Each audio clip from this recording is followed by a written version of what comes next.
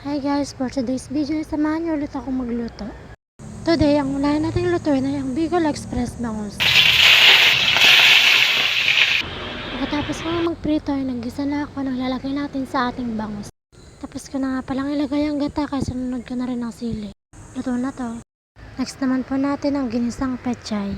Sa mga oras na tapos na nga pala akong maghiwa kaya nagsimula na rin akong maggisa. Pagkatapos kong igisa ang kamatis, nilagay ko na rin ang pechay. Luto na to. Kasunod ay nilagay ko na rin ito sa ating shipping dish. Next naman po natin ang afritadang manok. Sa mga oras na yan, sinisimulan ko na rin palang igisa ang manok. Nilagyan ko nga rin pala ito ng tubig at pinakuluan. Then next ang pangpasarap. Next ang carrots at patatas. Luto na to. Yun lang. Thank you for watching.